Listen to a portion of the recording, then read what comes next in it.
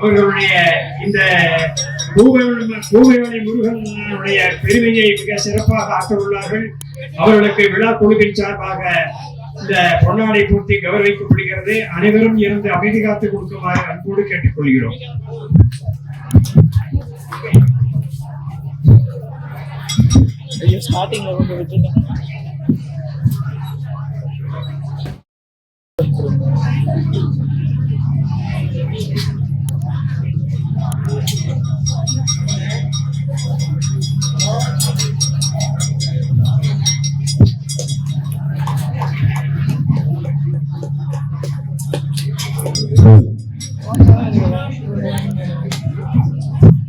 எப்படி எடுக்க முடியாது.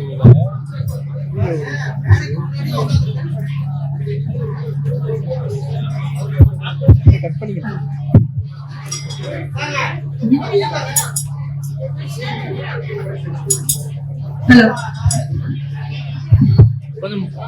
ஓம் குருபியோ நமக.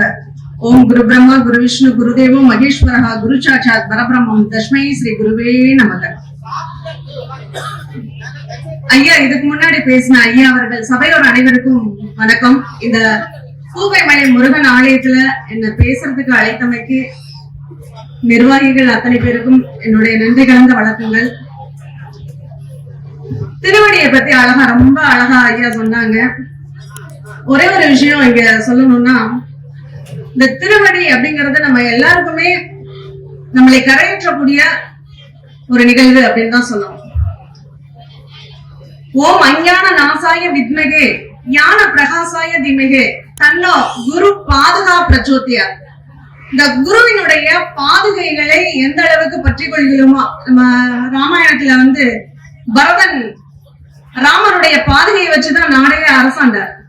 அந்த அளவுக்கு அந்த பாதுகைக்கு அவ்வளவு விசேஷமானது உண்டு அப்படின்னு நம்ம கேள்விப்பட்டிருக்கோம்.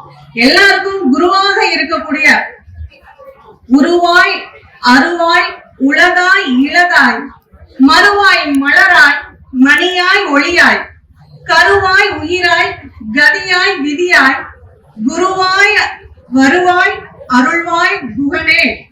அந்த குருவாக எல்லாருக்கும் அந்த முருகப்பெருமான் அருள வேண்டும் அப்படின்னு நானும் பிரார்த்தனை பண்ணிக்கிறேன். நான் ஐயா சொன்ன மாதிரி கால நேரம் கருதி நம்ம ரொம்ப குறைவான நேரத்தை இங்க எடுத்துக்கிற மாதிரி ஒரு சூழல் இருக்கு. இந்த பூவைமலை முருகனை பத்தி எனக்கு தெரியாது. இத ஒரு மீடியாவில நான் பேசுறதுக்கு போறேன். முருகனை பத்தி நான் நிறைய பேசுவேன். ஏன்னா சின்ன வயசுல இருந்து எனக்கு முருகன்னா ரொம்ப இஷ்டம். என்னுடைய 18வது வயசுல நான் திருச்செந்தூர் போயிருக்கேன்.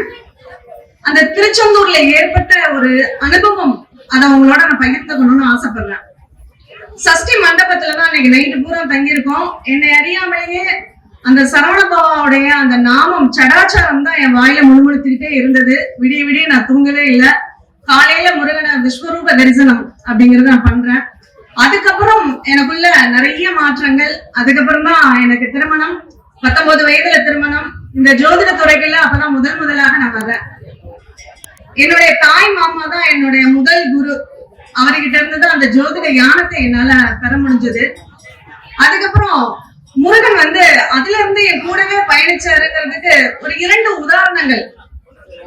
என்னுடைய முதல் குழந்தை சஷ்டி திதியில பிறந்தவங்க. என்னுடைய 2வது பையன் விஷாக நட்சத்திரத்தில் பிறந்தவன். இது 2மே அந்த முருகன் எனக்கு அருளிய ஒரு கிஃப்ட் அப்படின்னு தான் நான் சொல்லுவேன். அந்த அளவுக்கு முருகன் என்னோட ஒன்றோட கலந்து இருக்கிறார், எங்கும் நிறைந்து இருக்கிறார். அந்த யூடியூப் நேரலையில நான் பேசும்போது ஒரு முருகனை பத்தி சொல்லுங்க அப்படின்னு சொன்னாங்க.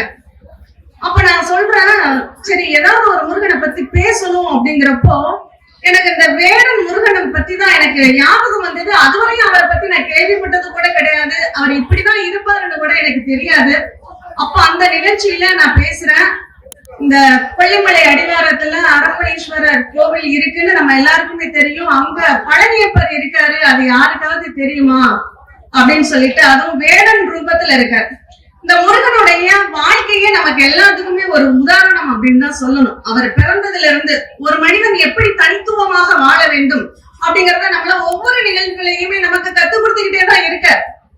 அம்மா அப்பா கிட்ட நம்ம ஒரு பிள்ளை நிறைய அம்மா அப்பா கிட்ட சொல்லுவாங்க, நீ ஒரு பையனுக்கு கண்ணுல சுண்ணாம்பு வெண்ணெய் வைக்கிற அப்படின்னு சொல்லிட்டு. அப்ப அந்த நிகழ்வு அந்த முருகனுடைய இளமை உடம்புலயே ஏற்படுது. அதுக்கும் காரணம் இருக்கு.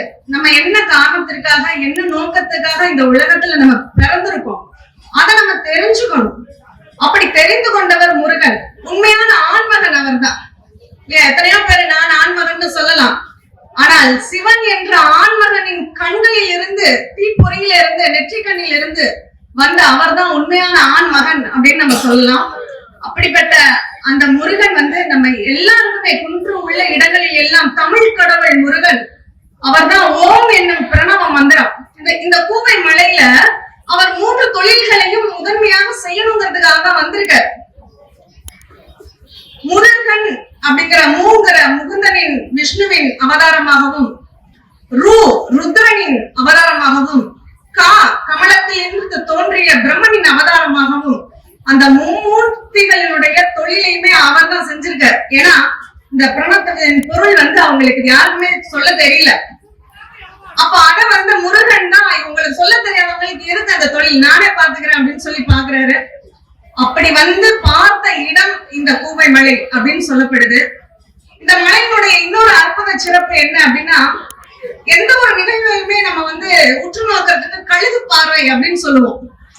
அப்ப அந்த கழுகு பார்வையோட உலகத்தில் உள்ள எல்லா நிகழ்வுகளையும் தொழிலையும் படைக்கணும் அப்படின்னா அவர் எந்த அளவுக்கு ஒரு பார்வை திறன் இருந்தா அதை பண்ண முடியும். அப்படி அந்த கழுகு பார்வையோட அவர் படைத்த இடம்தான் இந்த கூவை மலை. பருந்து போன்று பறந்து விரிந்து இருக்கக்கூடிய இந்த கொல்லிமலை அப்படின்னு சொல்லலாம். இவ்வளவு சிறப்புக்குரிய இந்த இடத்துல வல்வில் ஓரிய பத்தி இந்த இடத்துல கண்டிப்பா நம்ம சொல்லி ஆகணும். கடையேழு வள்ளல்கள்ல ஒருத்தர் வல்வில் ஓரி. அவருக்கு அந்த முருகன் அருளிய வீரம் எப்படி தெரியுமா? அவர் ஒரு சிறந்த வில்லாளின்னு தெரியும். இப்ப எவ்வளவு பெரிய வில்லாளி, இப்ப அர்ஜுனனை கேள்விப்பட்டிருக்கோம். அவர் ஒரு சிறந்த வில்லாளி. ஒரு குருவியினுடைய கண்ணை குறிப்பார்த்து எய்யக்கூடிய திறமை அவருக்கு இருக்கு. ஆனா இந்த வல்வில் ஓரிக்கு என்ன திறமை தெரியுமா?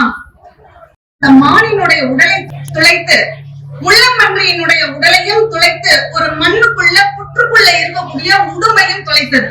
ஒரே அம்பு அந்த 5 நிலைகளை கடந்து போய் எய்திருக்குன்னா அவருடைய வீரம் எப்படிப்பட்டது? அப்படிப்பட்ட ஒரு வீரத்தை வழங்கியவர் தான் இந்த கூவைமலை முருகன். வேடுவனாக காட்சி தரக்கூடிய முருகன். பழனியில இருக்கக்கூடிய முருகனை கூட பழனி அப்பன்னு சொல்லுவாங்க. இங்க உள்ள முருகனை மட்டும்தான் பழனி அப்பர் அப்படின்னு சொல்றாங்க மரியாதையோட. அதனால இதுல பௌர்ணமி அன்று இந்த ஆலயத்துல தாய் வீடாக இந்த முருகன் இருக்கக்கூடிய ஒரு அற்புதமான ஒரு ஆலயம். இங்க உள்ள பகுதி மக்களுக்கு எந்த அளவுக்கு அந்த முருகனை தரிசனம் பண்ணிருக்கீங்கன்னு எனக்கு தெரியல. பட் நான் பார்த்த ரூபத்துல நான் சொல்லணும்னா அவர் தான் தாயுமானவர். அப்படி உடம்பெல்லாம் எனக்கு சிலிர்க்குது, என்ன சொல்றதுன்னு எனக்கு தெரியல. ஒரு ஆணாகவும் பெண்ணாகவும் அர்த்தநாரியாக சிவபெருமான் மட்டும்தான் காட்சி தருவார் நான் நினைச்சிட்டு இருந்தேன். ஆனா இந்த இடத்துல அந்த அர்த்தநாரி சொரூபமாக அந்த சாட்சாத் அந்த முருகப்பெருமான் காட்சி தர்றாரு அப்படிங்கிறப்போ என்னால வியக்காமல் இருக்க முடியல. அந்த அளவுக்கு ஒரு அற்புதமான முருகன் இந்த பகுதியில இருக்காரு. அதை எல்லாரும் நம்ம போற்றி கொண்டாட வேண்டும். அவருடைய அருள் நம்ம எல்லாருக்கும் நிறைவாக கிடைக்க வேண்டும். பௌர்ணமியில இந்த இடத்துக்கு வந்தோம்னா ஜோதிட ரீதியாக என்னுடைய பார்வை கொஞ்சம் மாறுச்சு. சரி, நம்ம மக்களுக்கு ஏதாவது பிரச்சனைன்னா கோயில் கோயிலா சுத்துறாங்க, எங்க போனா பித்தம் தெளியும் அப்படிங்கிற ஒரு சூழ்நிலையில இருக்காங்க. அப்ப இந்த முருகனை என்ன மாதிரி தீர்வுகளுக்கெல்லாம் வழிபடலாம் அப்படின்னு நான் யோசிச்சப்போ அவர் எனக்கு சொன்ன ஒரு சொல். போன முறை இந்த கோவில் ஆலயத்தை பாக்குறதுக்காக நான் வந்திருந்தேன். அப்போ ஒரு ரீல்ஸ் மாதிரி எடுத்து இந்த முருகனை பத்தி போடுவோம்னு சொல்லி ஒரு மொபைல்ல ஒரு ரீல்ஸ் எடுக்கிறார். எல்லா இடத்துலயும் சேவல் கொடியாதான் பார்த்திருக்கோம். இங்க முருகன் சேவலை அந்த கையிலேயே பிடிச்சிருக்காரு. சேவல் என்பது ஜோதிடத்தில் செவ்வாயை குறிக்கக்கூடியது. அப்ப அந்த செவ்வாயை தன் கட்டுப்பாட்டுக்குள்ள அவர் வச்சிருக்காருன்னு நான் சொல்லும் போது பின்னாடி சேவல் கூவுச்சு. அதுதான் இந்த இடத்தினுடைய மிகப்பெரிய ஒரு அற்புதமாக நான் பார்த்தேன். அந்த அளவுக்கு ஒரு நல்ல வலிமையான செவ்வாய். எல்லாருமே செவ்வாய்னா ரொம்ப பயப்படுவாங்க. ஆனா நாங்க செவ்வாய்ங்கிறத பயப்பட வேண்டிய ஒரு அமைப்பு இல்ல அப்படிங்கறத சொல்லுவோம். ஏன்னா எங்களுடைய அட்சய லக்ன பத்ததி ஜோதிடம் வளரும் ஜோதிட முறை அப்படிங்கறதுல செவ்வாய் தோஷம் பிறக்கும் போது இருந்தா இன்னைக்கு இருக்கணுங்கிற அவசியம் கிடையாது. செவ்வாயினுடைய தன்மைகள் மாறி இருக்கும். ஒரு மனிதனுக்கு செவ்வாய் நல்ல அமைப்புல இருந்தாதான் அவருடைய வீரியம் நல்லா இருக்கும், தைரியம் நல்லா இருக்கும். அவர் உடம்புல ரத்தம், இள ரத்தம் அப்படின்னு சொல்ற அந்த ரத்தம் நல்ல ஓட்டத்தோட இருக்கும். ரத்தம் சம்பந்தப்பட்ட பிரச்சனைகள் இல்லாமல் இருக்கும். அப்ப அந்த செவ்வாயினுடைய பலம் பெண்களுக்கு மாங்கல்யத்தை காக்கக்கூடியவர் செவ்வாய். அதனால செவ்வாய் தான் எல்லாருக்கும் தேவையான ஒரு வலிமையான ஒரு கிரகம். அந்த கிரகத்தையே தன் கைக்குள்ள அடக்கி இருக்கிறவராக நான் இந்த கூவைமலை முருகனை நான் பாக்குறேன். பழனியப்பர் சேவலை கையில் பிடித்திருப்பது செவ்வாயும் என் கட்டுக்குள்ளதான் அப்படின்னு சொல்ற மாதிரியே எனக்கு தெரிஞ்சது. அதற்கு அந்த செவ்வாயும் ஆமாம்னு சொல்ற மாதிரியே அந்த சேவலனுடைய ஒளி என் காதுல ஒழிச்சது. அது என்னை ரொம்ப ஆச்சரியப்படுத்திய நிகழ்வு. அடுத்த பௌர்ணமி கிரிவலம் அப்படிங்கிறது இங்க ஒரு 5 பௌர்ணமிகள் எல்லாரும் வேண்டுதல் வச்சுட்டு கிரிவலம் வந்தால் அவங்களுடைய வேண்டுதல்கள் நிச்சயமாக நிறைவேறும் அப்படிங்கறத நான் இங்க தெரிஞ்சுக்கிட்டேன். அதுல போனதுக்கு அப்புறம் நான் ஒருத்தருக்கு அனுப்பி விட்டேன், குழந்தை பாக்கியம் இல்லாதவங்க மொத்தம் நீங்க போயிட்டு வாங்க இந்த கோயிலுக்கு பௌர்ணமி என்னைக்கு அப்படின்னு சொல்லி. அவங்க வந்தாங்க. ஒரே ஒரு பௌர்ணமி தான் வந்திருப்பாங்க. அதுக்கப்புறம் அவங்களுடைய ட்ரீட்மெண்ட் ரொம்ப சக்சஸ் ஆச்சுன்னு என்கிட்ட ரொம்ப சந்தோஷமா பகிர்ந்துக்கிட்டாங்க. இந்த மாதிரி எண்ணற்ற பல அற்புதங்களை இந்த முருகன் நிகழ்த்தி இருக்க. அந்த பழனியப்பரை நான் ரொம்ப இந்த நேரத்துல எனக்கு இந்த வாய்ப்புகளை கொடுத்த எனக்கு முதல் மேடை இது. முருகனை பற்றி பேசுவதற்கு எனக்கு கிடைத்த முதல் மேடை இது. அதனால வாய்ப்பளித்த உங்க எல்லாருக்கும் நன்றி கூறி விடைபெறுகிறேன். நன்றி.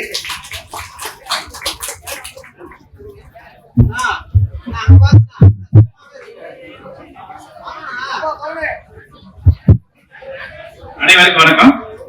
என் பேர் ராஜேஷ்குமார். நான் ஒரு ஜோதிடர். இப்ப பேசுனது என்னுடைய மனைவி சாந்தி தேவி. இவங்க ஒரு நிகழ்ச்சியில பேச போகும்போது எங்கிட்ட தான் ஃபர்ஸ்ட் கேட்டாங்க, நீங்க முருகன் பத்தி பேசணும், அது எப்படி பேசணும் அப்படின்னு கேட்டாங்க. நான் பாத்தீங்கன்னா ஒரு விளையாட்டா கூகுளை டெஸ்ட் பண்ணி பாரு, உனக்கு எது முன்னாடி வருதோ அதை பேசு அப்படின்னாங்க. வேடன் அப்படின்ற ஒரு வார்த்தை, ஒரே ஒரு அந்த வே சுத்தி பாத்தீங்கன்னா ஒரு கும்பு வரும் பாத்தீங்களா, அந்த கும்பு வந்துச்சு.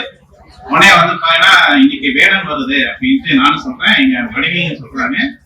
சரி நீ போய் அந்த டிவில பேசு, என்ன பண்ணலாம் அப்படின்னு செக் பண்ண போகும்போது ஐயா பாத்தீங்கன்னா முழுமையா வந்தாரு.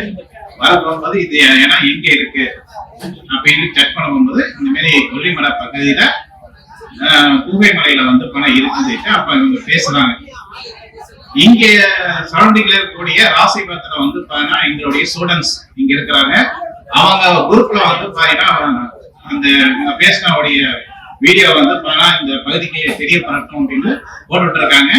அப்ப இங்க இருக்கிற ஐயா பாத்தீங்கன்னா பாத்துட்டு தான் அவரு எங்களுடைய மனைவிக்கு பணம் போன் பண்றாரு. அம்மா இனிமே என்ன நீங்க பேசின கோயில் பாத்தீங்கன்னா இந்த இடத்துல இருக்கு, நீங்க ஒரு முறை எங்க கோயிலுக்கு வரணும் அப்படின்னு சொல்லிட்டு சொன்னாங்க. எங்களுக்கு பாத்தீங்கன்னா ஒரு போன மாசம் எங்களுக்கு ஒரு வாய்ப்பினை கிடைச்சது இந்த இடத்துக்கு வரத்துக்கு.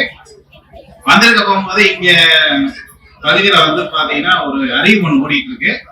இந்த அறிவு உங்க வீட்டுல எல்லாருக்கும் தெரியுமா தெரியாதா எனக்கு தெரியாது. ஆனா இந்த அறிவுக்கு வர போகும்போது நான் ஒரு கண்ட நிகழ்வு என்னன்னு கேட்டீங்கன்னா, ரொம்ப நாளா எனக்கு உள்ள பாத்தீங்கன்னா ஏப்பம் சாப்பிட்டாவே அடுத்த நிமிஷம் ஒரு ஏப்பம் வரும் பாத்தீங்களா, அந்த ஏப்பம் எனக்கு கொஞ்ச நாளா இருந்தது. இங்க அறிவுல நான் தண்ணி குடிச்சேன். இப்ப அந்த ஏப்பம் எனக்கு இல்லை, முட்டையும் குணமாயிருச்சு. சரி இது மட்டும் தானே இங்க ஒரு இதா அப்படின்னு பார்த்தா, அதுக்கப்புறம் இங்க இருக்கிற நபர் சொன்னாரு பக்கத்துல தொழுநோய். அந்த தொழுநோய் பாத்தீங்கன்னா அந்த காலத்துல எல்லாமே தொழுநோய்க்கு மருந்தே கிடையாது. தொழுநோய் வந்தாவே ஒதுக்கி வச்சிருவாங்க, வீட்டுக்குள்ளே வர முடியாது, உட்டா உரையாடல் சேர முடியாது.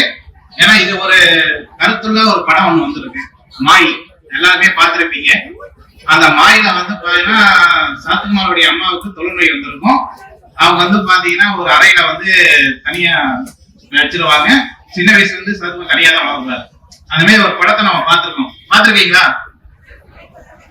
அந்த மாதிரி இங்க ஒரு காலகட்டத்துல அந்த மாதிரி ஒரு தொழுநோய் இந்த ஊர்ல இருந்திருக்கு. இது தீக்கிறதுக்கு என்ன வழி அப்படின்னு போகும்போது முருகப்பெருமான் முதல்ல பாத்தீங்கன்னா இந்த இடத்துல பாதத்துல பதிச்சு இருக்கக்கூடிய சுனை பகுதியில இருக்கு. இது யானைப்பாடின்னு சொல்லக்கூடிய ஒரு சுனை இருக்கு.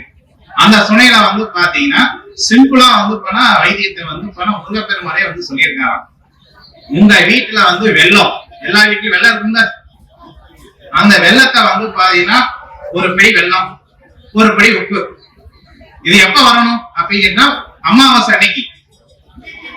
கரெக்டா அமாவாசை அன்னைக்கு ஒரு முறை பெருமாளிட்ட முருகப்பெருமாட்ட வந்து பணம் பார்த்து வச்சு ஐயா எனக்கு என் குடும்பம் யார் தொழில் இருக்கு யாருமே வெளியே வர முடியாது. யார் வெளியே வர முடியுமா? முடியாது. அப்போ அந்த தொழில் சம்பந்தப்பட்ட உறவுகள் ஒண்ணு அண்ணனா இருக்கலாம், தம்பியா இருக்கலாம், உங்களுடைய மகனா இருக்கலாம், மகளா இருக்கலாம், யாருக்கு எந்த அந்த நோய் இருக்கோ தாய் தந்தை யாருக்கு இருந்தாலும் சரி, அந்த உறவுகள் ரத்த பந்தங்கள் வந்து பணம் இங்க வந்து அவங்க சொல்லி வேண்டிட்டு வரப்போம என்ன பண்ணணும், அவங்களுடைய தலைய இடமொழி வரமொழி 9 சுத்து, இந்த பக்கம் ஒரு 3 சுத்து, அந்த பக்கம் 3 சுத்து சுத்திட்டு 6 சுத்து சுத்திட்டு என்ன பண்ணணும், நேரா வந்து பாத்தீங்கன்னா இங்க இருக்கிற வந்து பணம் யானை பாலி தீர்த்தத்துல வந்து பணத்தை வச்சுட்டீங்கன்னு வச்சுங்களேன்.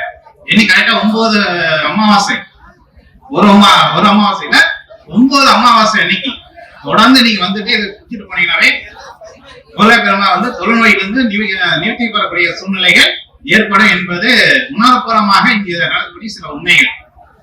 ஏன்னா முன்னொரு காலத்துல வந்து போனா அந்த தொழுநோய் சம்பந்தப்பட்ட அத்தனை பேருக்குமே முருகனுடைய தீர்த்தத்தை கொண்டு போய் கொடுப்பாங்க. அப்ப முடிஞ்ச வரைக்கும் என்ன பண்ணீங்க, அந்த தீர்த்தத்தை கொண்டாந்து முருகனுக்கு அபிஷேகம் பண்ணிட்டு அந்த தீர்த்தத்தை கொண்டு போய் கொடுக்க சொல்லுங்க. அதிகா தொழுநோய் இருக்கிறவங்க பிரச்சனை இருக்கு. சரி, தொழுநோய்க்கு மட்டும்தான் இங்க பிரச்சனையா, வேற எதுக்குமே இந்த தீர்வு கிடையாதா அப்படின்னு சொல்லக்கூடிய எல்லா பிரச்சனையும் ஓடுதா? ஓகே, இதுக்கு என்ன பண்ணணும்னு கேட்டீங்கன்னா, திருமணமாகாத பெண்கள் ஆண்கள் இருப்பாங்களே, எனக்கு 30 வயசாச்சு, 32 வயசாச்சு, அக்கறம் வந்து 28 வயசாச்சு, இனிமேல் பெண்கள் மனநிலைக்கு வந்து பாதிச்சிருக்கும். உண்மைதானா? இதுக்கு என்ன பண்ணலாம்?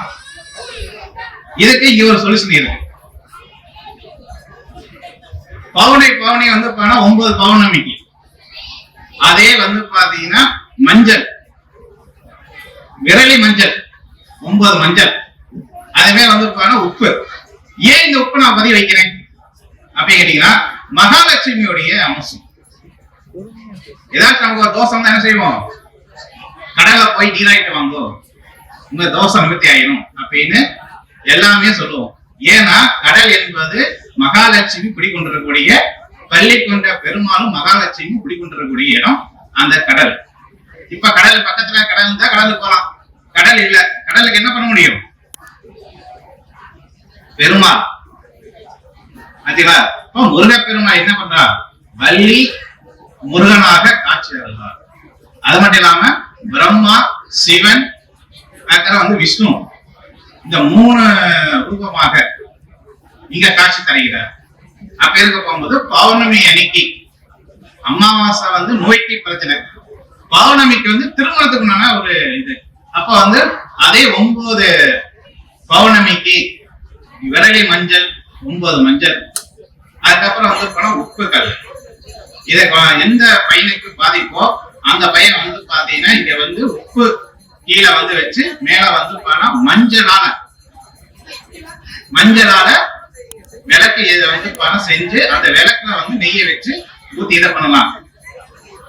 உங்களுக்கு அதிர்ஷ்டம் என்றால் அந்த மஞ்சள் உங்களுக்கு விளக்காகும். சரிங்களா? இதை மட்டும் தொடர்ந்து 9 வாரம் பௌர்ணமி செஞ்சுட்டு வந்தீங்கன்னா உங்களுக்கு முருகப்பெருமாளே வந்து பாத்தீங்கன்னா திருமணத்துக்கு உண்டான பாக்கியத்தை கொடுப்பார் என்று சொல்லி நான் நிறைவு பண்ணுகிறேன். நன்றி.